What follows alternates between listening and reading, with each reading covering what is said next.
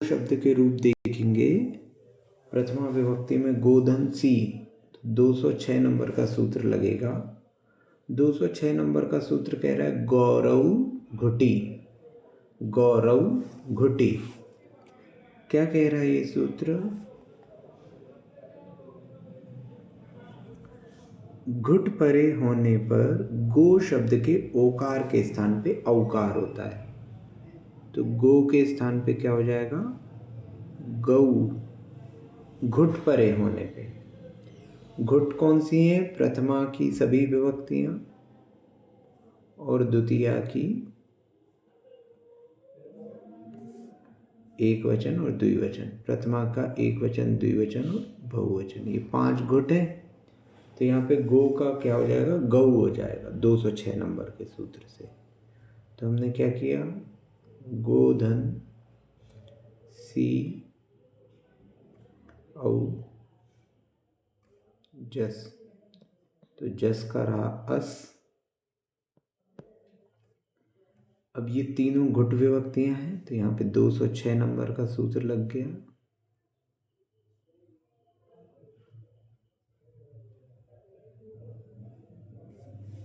तो ये क्या हो जाएगा? गऊ धन सी औ, हो गया अस। ठीक है, तो यहाँ क्या हो जाएगा? यहाँ सी में अनुबंध लोप हुआ तो सा अकेला बचेगा, तो हो जाएगा।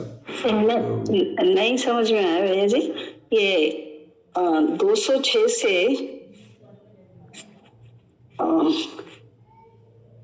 घुट विभक्ति के परे रहने पर गो शब्द के अंत के ओ को औ हो जाता है। तो गो, अच्छा, ओ का औ हो जाता है ऐसा? हाँ, तो गो के स्थान पे क्या हो गया? गऊ हो गया, है ना? गो लिख रहे थे आप, तो गो के स्थान पे क्या हो गया? गऊ हो गया। ये आपका 206 से हुआ। ठीक है, तो यहाँ सी विभक्ति लगी, सी विभक्ति का सा अकेला, तो यहाँ पे गहू, गऊ विसर्ग के साथ। फिर गऊ धन औ, तो यहाँ पे सूत्र कौन सा लगेगा? औ आव। औ के परे कोई भी स्वर हो तो औ आव। औ आव सूत्र से क्या हो जाएगा? गाव धन औ, तो हो जाएगा गावऊ। भैया जी मुझे 206 समझ नहीं आया। क्या समझ में नहीं आया इसमें? कि जो घुट विभक्ति के परे होने पर, ये तो सी औ जस, ये तीनों घुटे हैं, तो इन तीनों के केस में गो का गौ हो जाएगा ना? हाँ, इसीलिए तो तीनों के लिए एक साथ लिख दिया ना। सी औ जस के लिए 206 लग के ओ का औ हो गया। ओ का औ हुआ तो गो के स्थान पे गौ हो गया। अब गौ में सी औ जस लगाओ। भैया जी थोड़ा दिमाग इतना फास्ट नहीं चलता ना। ठीक है, तो ये गावव हो गया। अब यहाँ गौधन अस, तो औ का क्या हुआ? आव हुआ। औ आव सूत्र लगेगा संधि का, तो ये गाव धन अस, तो ये क्या हो गया? गावस हो जाएगा। गावस हुआ तो सा का विसर्ग 130 नंबर के सूत्र रेफ सोर विसर्जनी गावह, तो ये क्या हो गया? गौ गावऊ गावह प्रथमा विभक्ति। और संबोधन भी, चूंकि गो आपका दीर्घ है तो संबोधन भी एज इट इज रहेगा। ठीक है, तो गौ गावऊ गावह, हे गौ हे गावऊ हे गावह। ठीक है, वे चीज बहुवचन में गाव जो हुआ,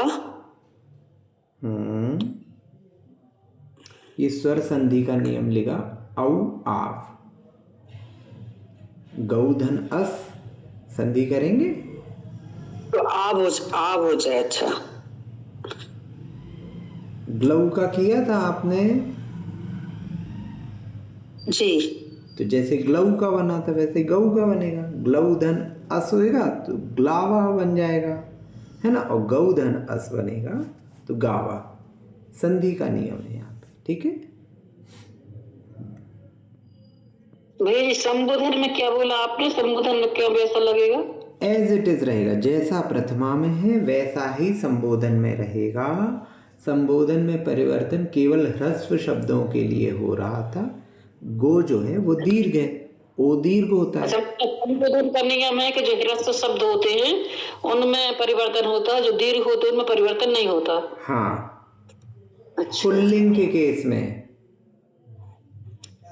पुल्लिंग के केस में है ना, स्त्रीलिंग में नहीं, ठीक है। जी। हाँ, अब द्वितीय विभक्ति आई अम औशस, तो हमने लिखा गो धन अम, तो गो धन अम लिखा। तो अम वैसे तो घुट है क्योंकि द्वितीय का एक वचन और द्विवचन घुट होता है ना। तो लेकिन यहाँ पे स्थिति आई गो धन अम, तो यहाँ पे 207 नंबर का सूत्र के स्पेशल सूत्र लग गया यहाँ पे। अम शसोरा, अम शसोरा। तो क्या कह रहे हैं यहाँ पे, अम और शस। अम कहाँ आया, द्वितीय के एक वचन में, और शस कहाँ आया, द्वितीय के बहुवचन में, अम औ शस। तो अम और शस के केस में गो के जो ओकार है, ओकार के स्थान पे क्या हो जाएगा, अर हो जाएगा। तो गो के स्थान पे क्या हो जाएगा, गर।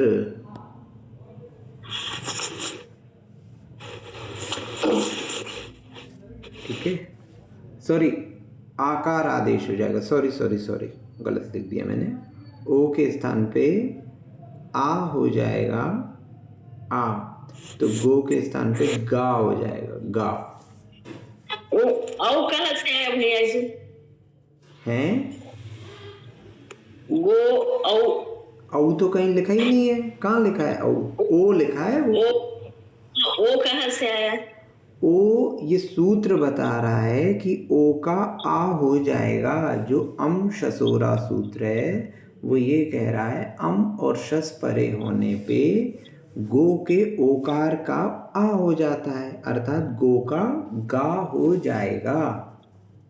ठीक है, अच्छा, गा हो जाए। हाँ। तो किस पे केस में, अम और शस में। तो गोधन अम था, तो गोधन अम में 207 नंबर का सूत्र लगा, तो क्या हो गया, गाधन अम। गाधन अम क्या हो जाएगा, संधि का सूत्र लगाएंगे तो ये हो जाएगा गाम। ठीक है, गाम। अब औ लगेगा तो औ पूर्ववत हो जाएगा, जैसा औ यहाँ लगा था। गोधन औ होगा तो गोधन औ, तो 206 नंबर का सूत्र लग के औ का आ, है ना, गो का गौ, गौ के बाद गौ धन औ, औ का आव, तो गाव धन औ गावऊ। जैसे गावऊ पहले बना था वैसे ही यहाँ पर भी बनेगा पूरी इस वाली प्रोसेस से। ठीक है, 206 नंबर का सूत्र लग के। अब आता है शस, अम औ शस। शस आएगा तो गोधन शस, शस का बचा अस। तो यहाँ पे पुनः आपका सूत्र लगेगा 207। 207 नंबर का सूत्र क्या कह रहा है, अम और शस परे होने पे गो के स्थान पे गा होता है, तो ये गा धन शस अर्थात अस हो गया। तो ये क्या हो जाएगा, गास। और फिर 130 नंबर के सूत्र से शाखा विसर्ग गाह। ठीक है, तो द्वितीय विभक्ति हो गई आपकी गाम, गाम, गावऊ, गाह।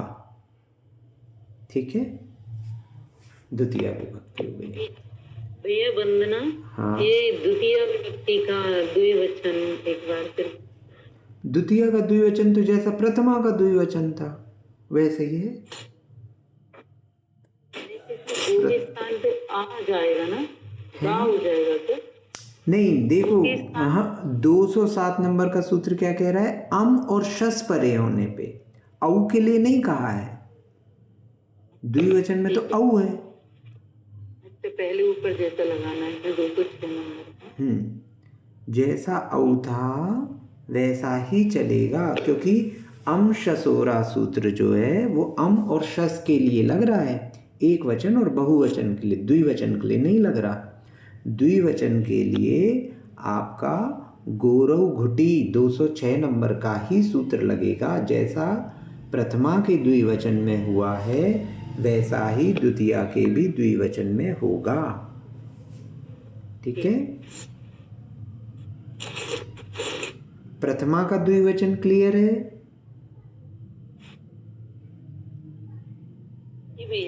हैं? जी। हाँ, वैसा ही द्वितीया का भी द्विवचन होगा।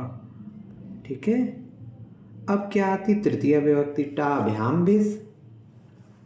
टाभ्याम भिस में अब कुछ नहीं करना है, संधि के सूत्र लगाना है। तो क्या हो गया? गो धन टा, टा आ, है ना? तो यहाँ पे स्वर संधि होगी तो कौन सा सूत्र लगेगा? ओ के बाद कोई भी स्वर हो तो ओ अव, ये सूत्र लगता है। ओ अव सूत्र लग गया तो गो का क्या हो जाएगा? गव धन आ, तो क्या हो गया? ये गवा। ठीक है, सिंपल संधि में। गोधन भ्याम, तो द्विवचन में कुछ नहीं होगा, गोभ्याम। ठीक है, और टाभ्याम भिस, गोधन भिस, तो यहाँ पे भी कुछ नहीं होगा। ये गौ कैसे हुआ? गा कहाँ हुआ? जो गो प्लस टा, तो टा का तो आ हो गया, पर ये स्वर संधि के नियम देखिए। ओ ओ के परे कोई भी स्वर होता है तो अब हो जाता है। हाँ है, तो गव होएगा। ठीक है, ठीक है। तो गोभिस, गोभिस में क्या हो जाएगा? 130 नंबर का सूत्र लगा, रेफ सोर विसर्जनीय है, तो सा का क्या हो जाएगा? विसर्ग, गोभी। गवा, गोभ्याम, गोभी। ठीक है, टाभ्याम भिस। व्यंजन में तो कुछ होना ही नहीं है, व्यंजन एज इट इज जुड़ेंगे, बस अंत में सा हो तो उसके स्थान पे विसर्ग कर दो, और जो स्वर हैं उनमें स्वर संधि हो जाएगी। अब क्या आती? चतुर्थी विभक्ति। चतुर्थी विभक्ति क्या है? गोधन गे, है ना? तो गे का रहेगा ए, तो गोधन ए, तो यहाँ पे भी क्या हो जाएगा? ओ अव सूत्र लग जाएगा। ओ के परे कोई भी स्वर हो तो ओ के स्थान पे क्या होता है? अव। ओ अव सूत्र लगा तो यहाँ पे क्या हो जाएगा? गव धन ए, तो ये क्या हो जाएगा? गवे। चतुर्थी का एक वचन गवे। फिर द्विवचन वैसे का वैसे, गोभ्याम, कुछ नहीं होना है यहाँ, भ्याम जुड़ गया बस गो में, और भ्यस, बहुवचन में भ्यस जुड़ गया, व्यंजन वाले हैं ये, तो भ्यस ऐसे ही का ऐसे ही जुड़ा, और इसमें 130 नंबर का सूत्र रेफ सोर विसर्जनी, अंत में सा है, तो यहाँ क्या हो जाएगा? गोभ्यः। तो चतुर्थी विभक्ति क्या हो जाएगी? गवे, गोभ्याम, गोभ्यः। ठीक, अगर आप केवल स्वर संधि के नियम और एक दो सूत्र के लिए याद रखोगे तो ये ऐकार, ओकार, इन सब के तो याद करने की जरूरत ही नहीं है, ऐसे ही हो जाएंगे। फिर पंचमी विभक्ति, पंचमी विभक्ति में क्या आता है? गसी भ्याम भ्यस, तो गोधन गसी। और षष्ठी विभक्ति में क्या आता है? गस। ठीक है, तो ये दोनों एक साथ होंगे, गसी और गस। प्रथमा में एक वचन में, षष्ठी पंचमी और षष्ठी में। तो इसके लिए आपका सूत्र लगेगा 208 नंबर का, 208 नंबर का सूत्र कहता है गोश्च। गोश्च सूत्र कहता है कि गो शब्द से परे गसी गस के आकार का लोप हो जाता है, तो इनके आकार का लोप हो जाएगा। अर्थात यहाँ पे क्या होगा? यहाँ गसी का अस बचा है और गस का भी अस बचा है ना, दोनों से अनुबंध लोप होके अस बचेगा। तो 208 नंबर का सूत्र क्या करेगा? ये जो आकार है इनका लोप कर देगा। जो गसी और गस से जो अस बना है उसके आकार का लोप हो जाता है गो शब्द के लिए, सूत्र क्रमांक 208 से। तो यहाँ अब क्या बचेगा? केवल गो स। तो 130 नंबर के सूत्र से सा का क्या हो जाएगा? विसर्ग। तो विसर्ग हो जाएगा, तो ये क्या हो जाएगा? गोह।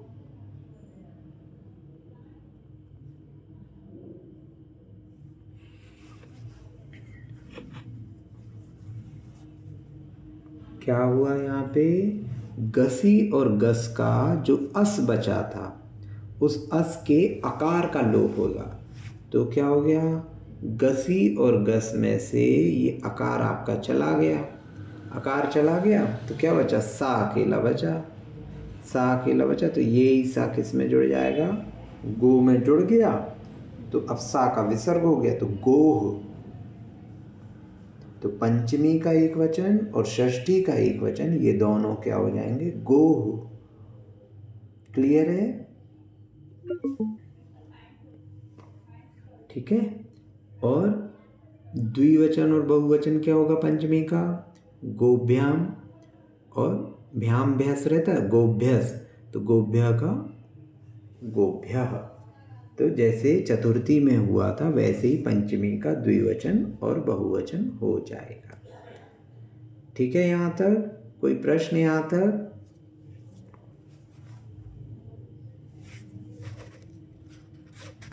अब इसके बाद क्या आया? षष्ठी में आपका था गस ओस आम। आप लोग को ये याद हो गए सी औजस वगैरह सब, वो याद करना जरूरी है।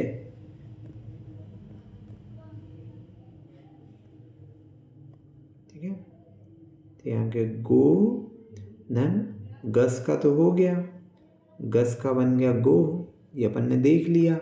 षष्ठी का एक वचन। ओस, ओस द्विवचन में ओस होएगा तो क्या होगा? संधि का सूत्र लग जाएगा। ओ अव, ओ के परे कोई भी स्वर हो तो ओ का क्या हो जाता है? अव। तो यहाँ क्या हो जाएगा? गव धन ओस। तो ये क्या हो जाएगा? गवोस। गवोस हुआ। और इस पे 130 नंबर का सूत्र लगा, रेफ सोर विसर्जनी। तो सा के स्थान पे क्या हो गया? विसर्ग। तो गवोह। तो ये हो गया षष्ठी का द्विवचन गवोह। गोधन ओस, ओ अव सूत्र लगा तो गो के स्थान पे गव, गव धन ओस, गवोस। तो 130 नंबर का सूत्र लग के ये गवोह हो गया। अब इसके पश्चात क्या आया? आम, है ना, गस ओस आम। आम आया, तो आम में सिंपल स्वर ओ अव सूत्र लगा, ओ अव सूत्र यही वाला सूत्र लगेगा, है ना। तो गव हो गया, गव धन आम, तो क्या हो गया? ये गवाम, गवाम। ठीक है, कुछ भी नहीं करना पड़ा इसमें, संधि का ही सूत्र लगा है। अब सप्तमी विभक्ति क्या कहती है? गी ओस सुप।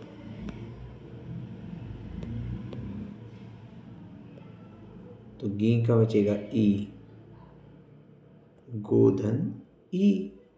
तो यहाँ पे भी स्वर संधि का नियम, ओ के परे स्वर है तो ओ अवसूत लगा तो गवधन ई, तो क्या हो गया ये गवी। गोधन ओस, तो ये किसके जैसे हो गया, षष्ठी जैसे, जैसे षष्ठी में हुआ था द्विवचन में। और सुप, तो ये क्या हो जाएगा गोसु। अब ये सु जो है ये क्या हो जाएगा, ये शा, षटकोण वाला बन जाएगा गोशु, क्योंकि नामी के परे है। सूत्र क्रमांक कौन सा लगेगा इसमें, लगेगा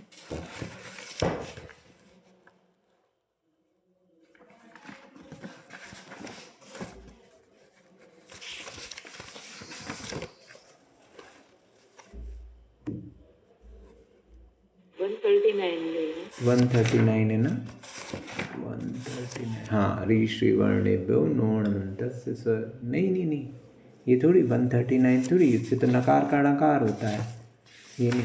150 है, 150। नामी कर पर प्रत्यय विकारागमस्थ सी शम नु विसर्जनी शांत रूपी, 150 नंबर का सूत्र लग जाए। ऐसे करके आपके ये गो के रूप हो गए। वैसे योत्य उपयोग में नहीं आते, इसलिए इनको जल्दी जल्दी करा दिया। मूल रूप से आपके अकारांत, उकारांत, इकारांत और ऋकारांत, ये चार मूल रूप से प्रयोग में आते पुल्लिंग में। अकारांत, इकारांत, उकारांत और ऋकारांत, ये चार आपको मेनली याद रखने हैं। बाकी का उतना उपयोग नहीं होता है, तो वो आपसे नहीं भी आएंगे तो कोई फ़र्क नहीं पड़ेगा, ठीक है। अब इसके पश्चात आपके स्त्रीलिंग के रह जाएंगे। स्त्रीलिंग में एक चीज़ ध्यान रखिएगा कि स्त्रीलिंग में आप सामान्य से शब्द देखेंगे तो मतलब सामान्य से एक जनरल स्टेटमेंट है ना, हमेशा ऐसा नहीं होता कि स्त्रीलिंग के जो शब्द होंगे वो दीर्घ से समाप्त होते हैं। आ, ई, है ना, ऊ और ई में ऐसा नहीं रहता। तो स्त्री आ और ई वाले जो शब्द रहते हैं वो अधिकांश आपको स्त्रीलिंग ही मिलेंगे। कविता, सुधा, माया, सीता, लता, है ना, ठीक है, राजमती, है ना। तो यहाँ पर अभी आप लोग जो सूत्र देखते थे 134 नंबर का सूत्र, ह्रस्व नदी श्रद्धाभ्य सिरलोपम, ये हम देखते थे अभी तक कि ह्रस्व संज्ञक, नदी संज्ञक और श्रद्धा संज्ञक। 134 नंबर का सूत्र निकालिए, 134,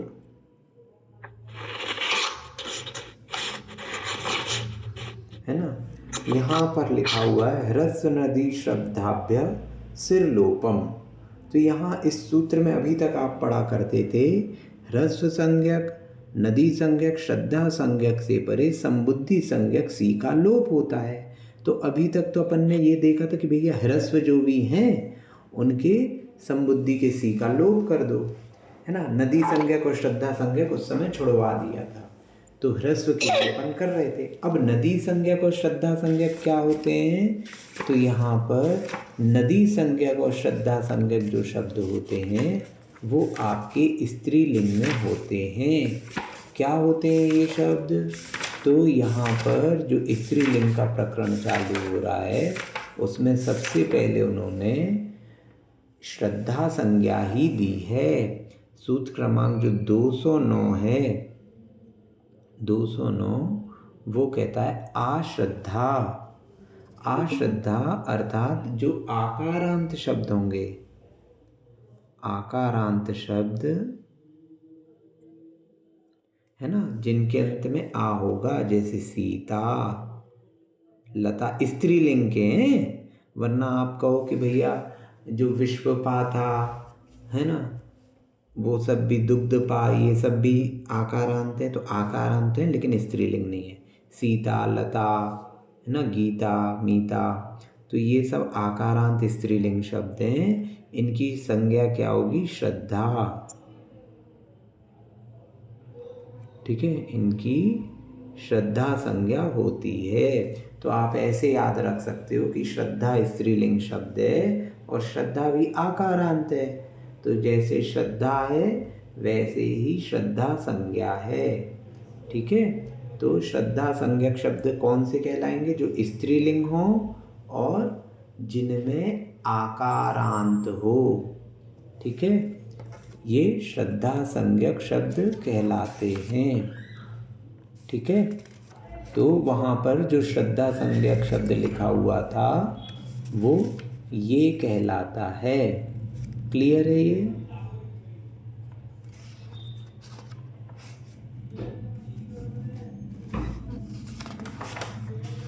अब आपका फिर क्या बचा था? श्रद्धा संज्ञक के अलावा नदी संज्ञक बचा था। तो नदी संज्ञक क्या कहलाता है? तो नदी संज्ञक कहलाता है, आप सूत्र क्रमांक 226 देखिए, तो ये दोनों संज्ञाएं आपकी हो जाएंगी। 226 में कहते हैं, 226 नंबर का सूत्र निकालिए, वहाँ पे लिखा है ईदूतौ स्त्रियाख्यौ नदी। ईदूतौ, है ना, स्त्रियाख्यौ नदी। तो क्या कह रहे हैं यहाँ पे? ईकारांत और ऊकारांत जो स्त्रीलिंग शब्द हैं इनकी नदी संज्ञा होगी। ईकारांत शब्द जैसे नदी में क्या है? ई है अंत में और नदी स्त्रीलिंग है, तो नदी से याद रख सकते हो कि ईकारांत शब्द जो हैं उनकी नदी संज्ञा है स्त्रीलिंग, और ऊकारांत स्त्रीलिंग शब्दों की भी नदी संज्ञा है। तो श्रद्धा संज्ञा क्या हो गई? आकारांत स्त्रीलिंग, और नदी संज्ञा क्या हो गई? ईकारांत और ऊकारांत स्त्रीलिंग। तो जो आपका 134 सूत्र था वहाँ पर क्या हो गया? ह्रस्व संज्ञक तो सभी हैं, ह्रस्व संज्ञक में आपका स्त्रीलिंग और पुल्लिंग का भेद नहीं है, लेकिन नदी संज्ञा और श्रद्धा संज्ञा जो वहाँ दी हुई है तो वो क्या है आपकी? नदी संज्ञा स्त्रीलिंग के ईकारांत और उकारांत शब्द हैं, और आकारांत शब्द जो हैं वो श्रद्धा संज्ञा वाले हैं स्त्रीलिंग के। ठीक है, तो ये आपके ये संज्ञा हो गई। अब इसके पश्चात हम स्त्रीलिंग के रूप चलाना शुरू करेंगे, तो वो हम कल देखेंगे। ठीक है, आज आप लोग के लिए ज़्यादा हो जाएगा, तो वो कल देखेंगे। स्त्रीलिंग में ज़्यादा नहीं है ना, कुछ ही विशेष स्थानों पर परिवर्तन होना है। ठीक है, तो कल फिर हम इसी पे चर्चा करते हैं। तब तक के लिए आप सभी को जय जिनेन्द्र, बोधि समाधि परिणाम विशुद्धि।